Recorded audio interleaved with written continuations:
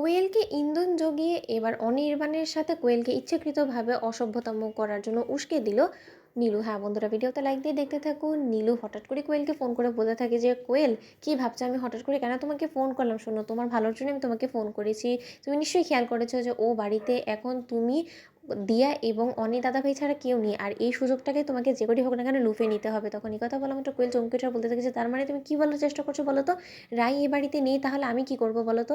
অনির্বাণ তো ওই আফসোসেই বাঁচছে না যে আজকে অনির্বাণ যদি আমাকে আমার ওই বিপদে না হেল্প করতো তাহলে হয়তো বা রাই এই বাড়ি ছেড়ে চলে যেত না। এখন ওদের মধ্যে কি হয়েছে না হয়েছে সেটা আমি বুঝতে পারছি না, কিন্তু তার থেকেও বড় কথা কেন জানি আমার মনে হচ্ছে যে যথেষ্ট পরিমাণে বড় কোনো অশান্তি হয়েছে ওদের দুজনের মধ্যে দিকে। কথা বলা মাত্র নীলু হাসতে থাকে আর বলতে থাকে যে, তাতে তোমার কি চাই আসে বলো তো?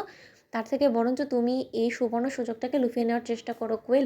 তুমি এমন কিছু প্রমাণ নিজের মোবাইলে ক্যাপচার করে রাখার চেষ্টা করো যেগুলো কিনা তোমার ভবিষ্যতে তোমার কাজে আসবে, যখন কিনা তুমি রাই দিদিভাইকে অনির্বাণের বিরুদ্ধে করার চেষ্টা করবে। তখন এই কথা বলা মাত্র কোয়েল বলতে থাকে যে, তার মানে তুমি কি বলার চেষ্টা করছো? যখন যখন নীলু নিজের প্ল্যানটা জানায় ঠিক সেই সময় কোয়েল বলতে থাকে যে, আইডিয়াটা খুব একটা নীলু খারাপ দিয়েছে বলে তো মনে হয় না। এই সুবর্ণ সুযোগটাকে যদি আমি একবার কাজে লাগাতে পারি তাহলেই তো কিস্তিমাত হয়ে যাবে এই খেলায়, আর আমাকে কোনো মতেই রাই মাত দিতে পারবে না। ওদিকে এই কথা বলা মাত্র রাতের অন্ধকারের সুযোগ নিয়ে অনির্বাণ যখন ডিনার না করেই ঘুমের ওষুধ খেয়ে ঘুমিয়ে পড়ে ওর রুমে গিয়ে, ঠিক সেই মুহূর্তেই সুযোগ নিয়ে অনির্বাণের রুমে ঢুকে পড়ে কোয়েল বলতে থাকে যে, অনির্বাণ তুমি নিশ্চয়ই এখন ঘুমের ঘোরে আছো, তুমি নিশ্চয়ই এটা বুঝতেও পারছো না যে আমি তোমার পাশে আছি, আমি তোমার সংস্পর্শে এসে তোমার সাথে আমার ঘনিষ্ঠ কিছু মুহূর্তে ছবি তুলে রাখছি, ভিডিও তুলে রাখছি, যেটা কিনা ভবিষ্যৎ জীবনে আমার অনেকটা কাজে দিবে তোমাকে রায়ের কাছ থেকে চিরতরে কেড়ে নেওয়ার জন্য। ওদিকে কথা বলা মাত্র অনির্বাণের ঘুমন্ত অবস্থার সুযোগ নিয়ে কোয়েল অনির্বাণের পাশে গিয়ে শুয়ে পড়ে, আর ঠিক সেই মুহূর্তে কিছু ঘনিষ্ঠ তুলে রেখে দেয় কোয়েল। অন্যদিকে কাজের মাসি সকালবেলা যখন আসে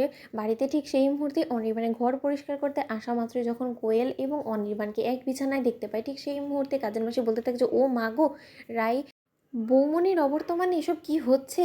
এইসব দেখাও তো আমার জন্য পাপদিকে। এটা বলে যখন কাজের মাসি ওই ঘর থেকে চলে যায়, ঠিক সেই মুহূর্তে কোয়েল বলতে থাকে যে, বাস এটার জন্যই অপেক্ষা করছিলাম। একবার যখন কাজের মাসি দেখে ফেলেছে এই গোটা চিত্রটা, এবার আর আমার কোনো মতে কোনো রকম কোনো সন্দেহ নেই, এই খেলাটা এবার আমিই জিতবো। কি কথা বলা মাত্র কাজের মাসির সাথে মুখোমুখি হওয়া মাত্র কোয়েল বলতে থাকে যে, কী ব্যাপার কাজের মাসি, তুমি কি দেখছিলে বলো তো সেই টুকুর টুকুর ওখান থেকে? তখন কাজের মাসি বলতে থাকে যে, আচ্ছা তুমি অনি দাদাভাইয়ের ঘরে কি করছিলে বলো তো? সেই ঘরে তো এখন তোমার থাকার কথা না। মানছি আমি যে রাই বউনি ওখানে নেই, কিন্তু তাই বলে তুমি সেই জায়গায় কী করে শুয়ে পড়েছো বলো তো? আর যাই হোক না কেন, তুমি ভুলে যাও না যে তোমার সাথে কিন্তু এখন অনির্বাণ দাদাভাইয়ের সেই রকম সম্পর্ক নেই।